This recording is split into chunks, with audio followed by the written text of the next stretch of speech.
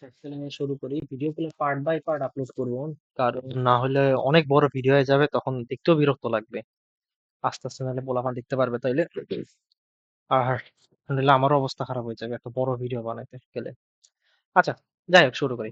এরপরে পাঠ হইতেছে আমাদের ডিভাইস লাইট। এটাও আসলে কোনো তেমন ইম্পর্টেন্ট একটা টপিক আমার কাছে লাগে না সত্যি বলতে গেলে। জাস্ট এখানে মিনিং গুলা বুঝাইছে যে এখানে এই যে লাইট গুলো আছে, এগুলো লাইট গুলা দ্বারা কি মিন করে থাকতেছে। আমি জাস্ট এক নজরে বলে দিই। নরমালি এখানে আমরা যেটা দেখতেছি জিইও, এই যে এই মালটা আর কি, এটা হইতেছে দুই ধরনের লাইট আছে মেবি। এটার ভিতরে একটা এস আছে, একটা এল আছে, এই দুই টাইপের লাইট আছে।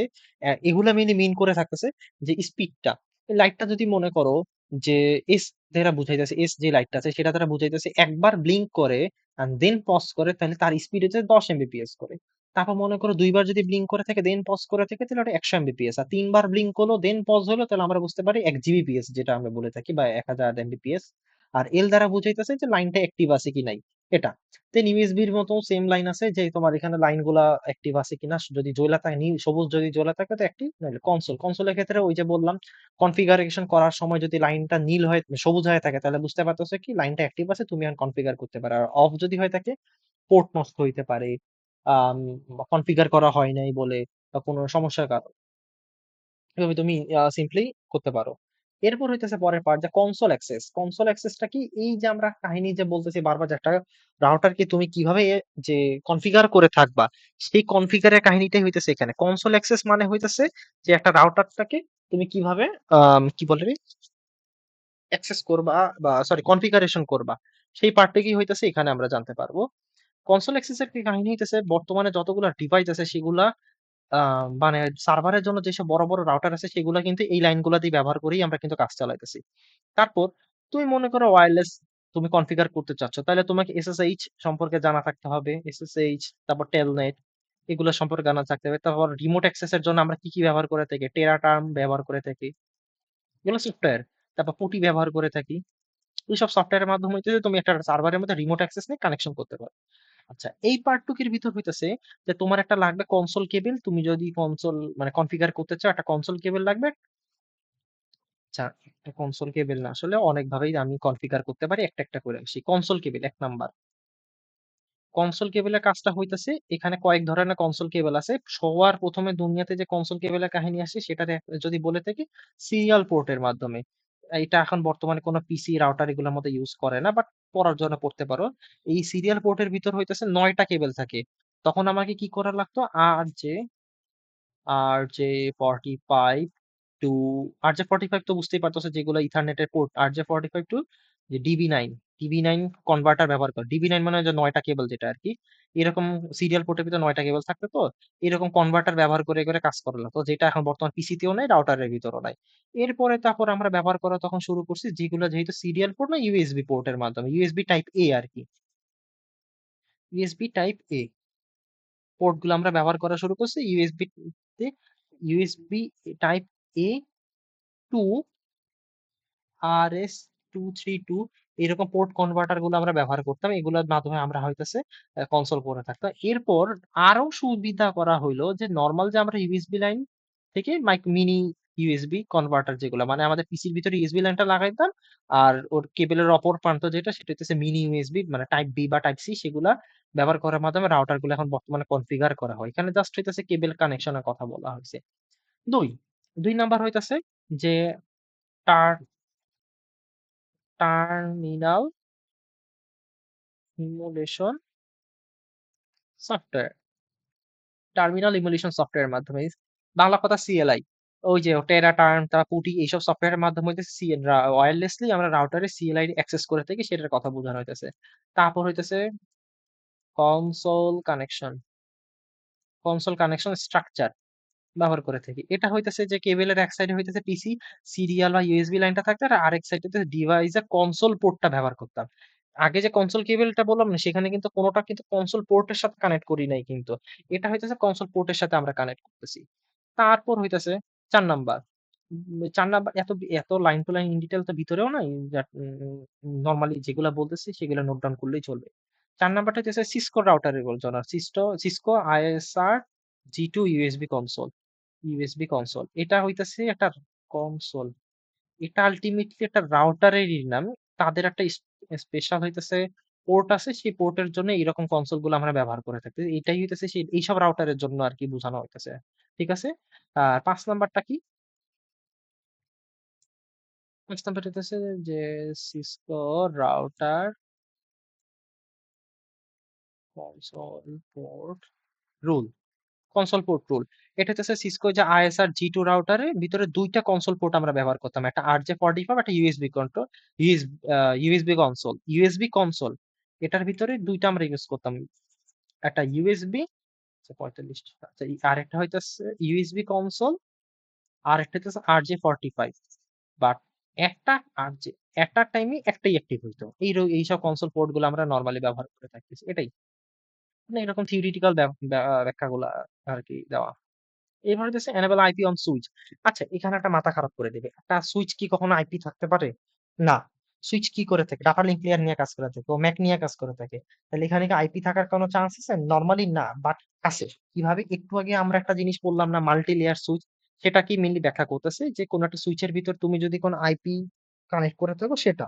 And তুমি বলতে পারো কেন সুইচের ভিতরে কেন রে ভাই আমার আইপি দরকার?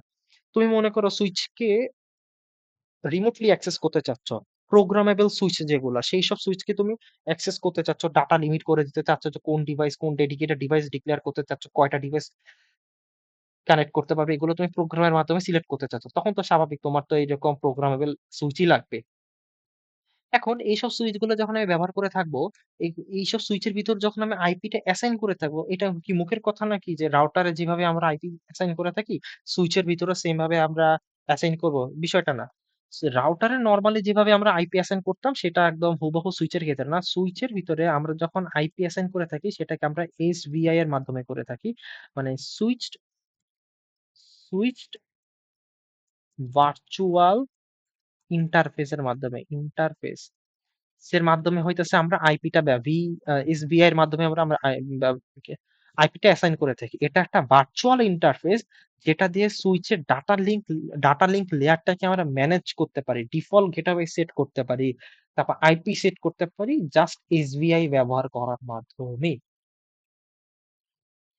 ওকে, এখানে হইতেছে ইমেজটা আছে, তো ইমেজ চাইলে নিজের মতন বুঝতে পারো, বাট আপাতত এগুলো বুঝায় লাভ নাই, কারণ এগুলো হইতেছে এখন প্র্যাকটিক্যালি বুঝাবো কিভাবে হইতেছে ইন্টারফেস ভিল্যান ওয়ান এগুলো হাবি জাবি চেক করা লাগে, এগুলা প্র্যাকটিক্যাল পার্ট। তারপর হইতেছে রাউটার বেসিক সেটিং, এগুলাও মোটামুটি তোমার বলতে গেলে ওই দিন শেষে আর কি প্র্যাকটিক্যাল পার্ট। এগুলো এখন দেখায় লাভ নেই, এগুলো সব হইতেছে প্র্যাকটিক্যালের মধ্যে দেখাই দিব।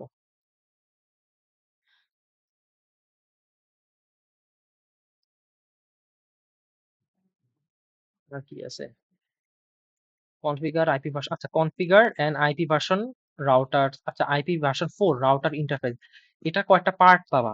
পার্ট মানে এই চ্যাপ্টারের ভিতরে configure and IP version 4, configure and IP version 6 router, configure and IP version switch interface, এরকম কয়েকটা পার্ট পাবো। কোনটা সবগুলাই হালকা পাতলার উপর আমরা দেখবো। এই পার্টের ভিতরে কি এক্সপ্লেন করতে হবে কোন একটা আইপি ভার্সন 4 একটা রাউটারের ভিতরে কিভাবে আমরা কনফিগার করব।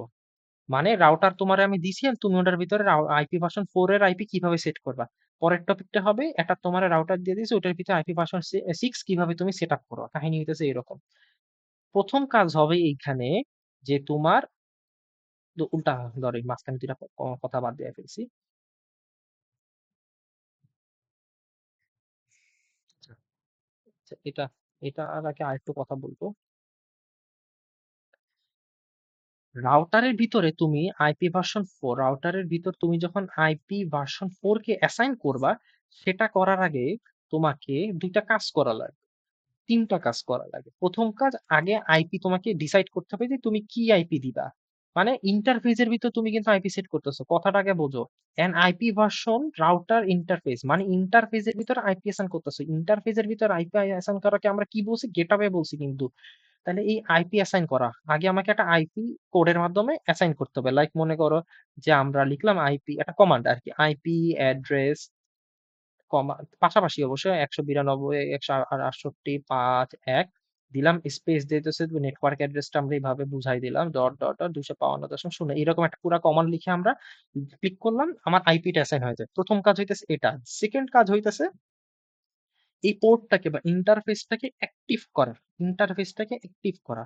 এটার জন্য আমরা হইতেছে নো শাটডাউন দেই। নো শাটডাউন মানে কি রাউটার অলওয়েজ অ্যাক্টিভ থাকে, মানে কি পোর্ট অলওয়েজ অ্যাক্টিভ থাকবে।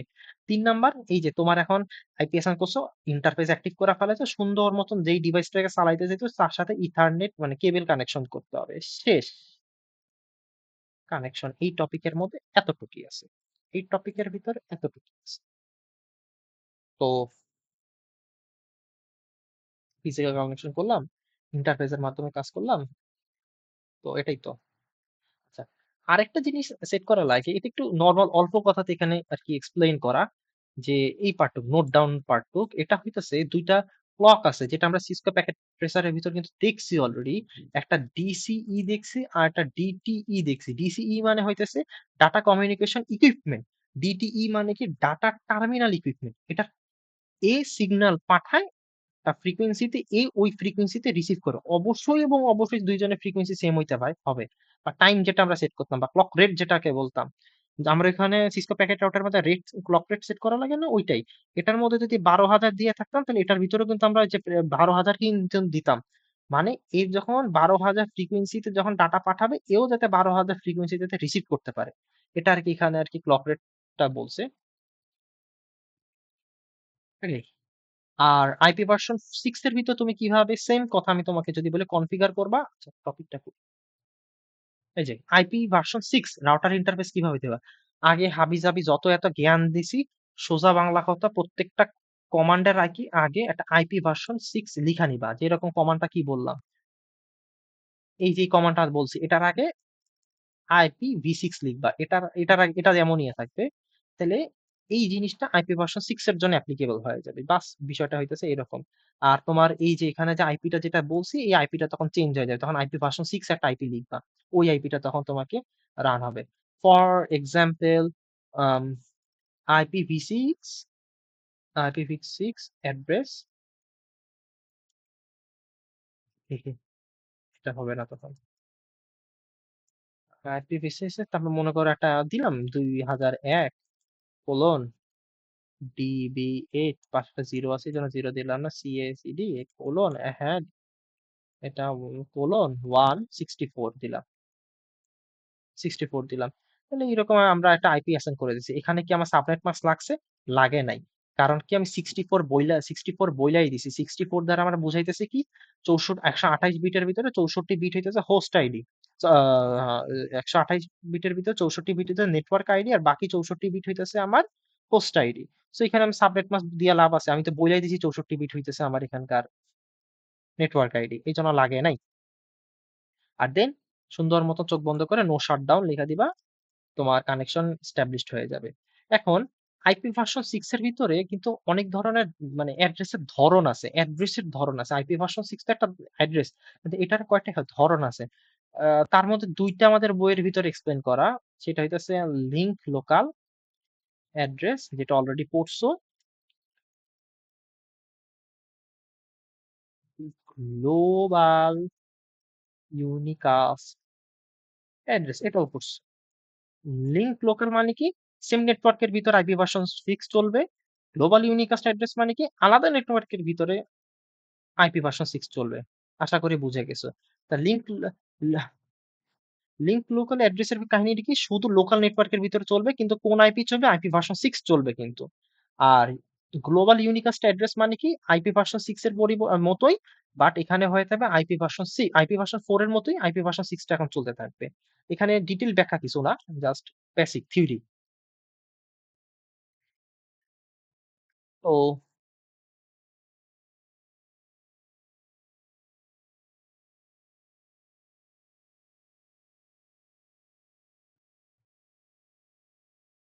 আচ্ছা, এই টপিকটা দেখি, এখানে কোনো পয়েন্ট আউট করে নাই, বাট এখানে আইপি ভার্সন লিংক গ্লোবাল সবকিছু ব্যাখ্যা করছে, তারপরে এই পার্টটুকু ব্যাখ্যা করছে, এটা একটু বোঝাও দরকার।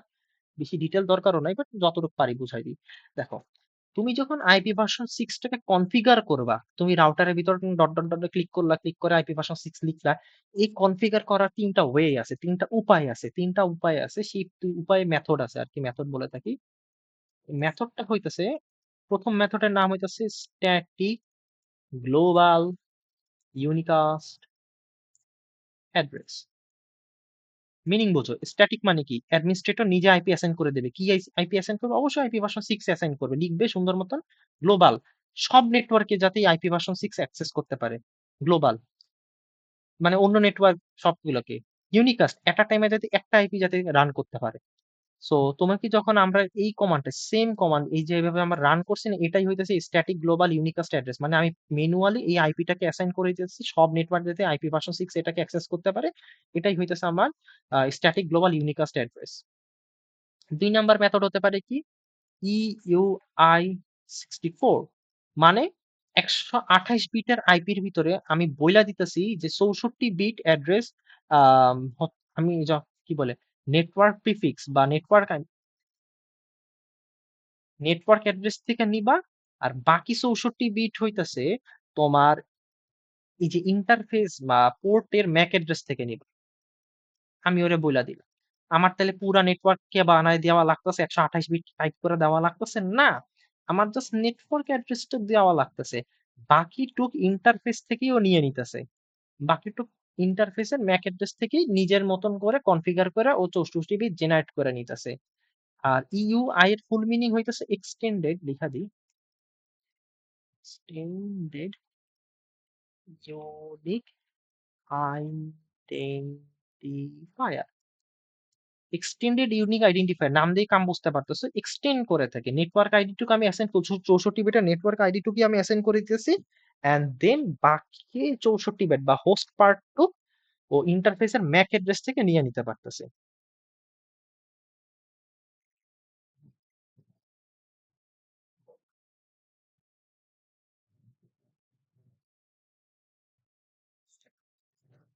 ওহ,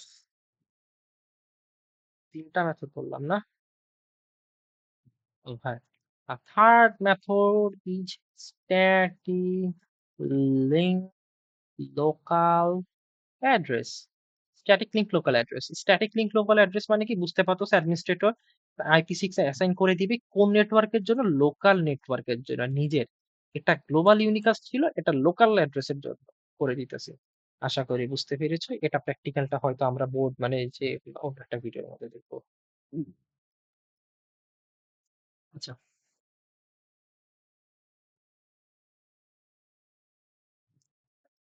এগুলো সবকিছু এই যে স্ট্যাটিক ইউনিকাস্ট রাউটিং, আচ্ছা ইউনিকাস্ট রাউটিংটা, আচ্ছা ইউনিকাস্ট রাউটিং কি, IP ভার্সন 6 এ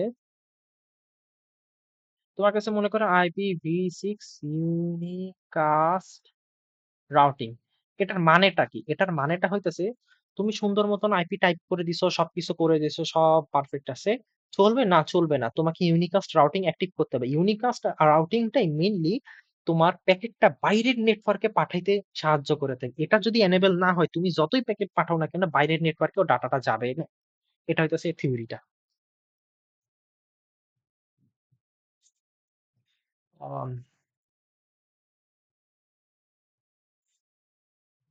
और প্র্যাকটিক্যাল।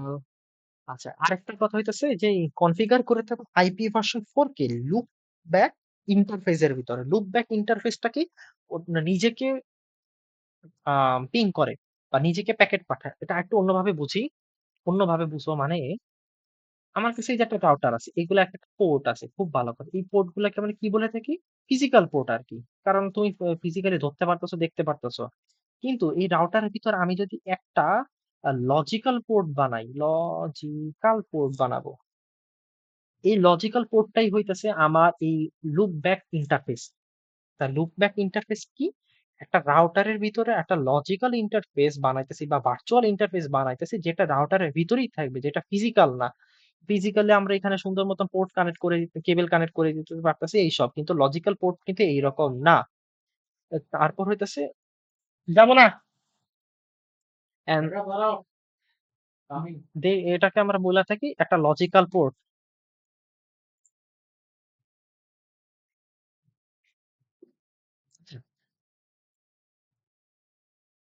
আচ্ছা, লজিক্যাল কি সরি লুপ ব্যাক ইন্টারফেসের ক্ষেত্রে হইতেছে, আচ্ছা লুপ ব্যাক ইন্টারফেসের কাহিনী হইতেছে যে এটা একটা সফটওয়্যার বেসড, এটা বৈশিষ্ট্যগুলো বোঝার চেষ্টা করো, একটা সফটওয়্যার বেসড। এখন সফটওয়্যার বেস অবশ্যই এটা ফিজিক্যাল পোর্ট না, আমি মুখে মুখে বলতেছি বৈশিষ্ট্যগুলা। তারপর অন্য ডিভাইসের সাথে আমি মন চাইছি কেবল কানেক্ট করে তোমার ডাইরেক্ট কানেকশন হয়ে যাবে, জিনিসটা এমন না। তুমি চাইলেই কানেক্ট করে নিতে পারবো না, রাউটার যখন অন হবে তখন থেকে হইতেছে এই লুপ ব্যাক একটা ইন্টারফেসটা ক্রিয়েট হয়ে থাকে। বাট আমি বলতে পার কেন ভাই আমি এই মালটা বানাবো, দরকারটা কি? রাউটারটা টেস্টিং করার জন্য, রাউটার ম্যানেজমেন্ট করার জন্য। টেস্টিং কেন? মনে করো যে তুমি অন্য একটা নেটওয়ার্কে প্যাকেট যাইতে পারতেছে না, মনে করো তোমার ফিজিক্যাল পোর্টটা ফেইল্ড হয়েছে, যাইতেছে না, প্যাকেট যাইতেছে না, কি করবা কি করবা? হঠাৎ করে যে পিং 8.8.8.8 আমরা একটা কইরা থাকি না, ওইটাই হইতেছে ফিজিক্যাল পোর্ট ইন্টারফেসের মতো টেস্ট করতেছে যে তোমার রাউটে প্যাকেট গুলা যাইতে পারতেছে কিনা। তারপর 2 নাম্বার দরকার কেন? রাউটার আইডেন্টিফিকেশনের জন্য। কেন? এই যে তোমার রাউটার, তুমি জানতে পারতেছো না যে রাউটার আমি কোন রাউটারের সাথে মানে কানেক্টেড, পিং করলেই তুমি রাউটারের মানে আইপিটা খুঁজে পাইতেছো। এভাবে আমি রাউটার আইডেন্টিফিকেশন করে থাকতেছি। এটারও কোড আছে, এটারও কোড হইতেছে আমরা একটু পরে দেখবো। এরপর একটা টপিক দিতেছে যে আমরা কিভাবে রাউন্ড নেটওয়ার্কটা ভেরিফাই করে থাকবো।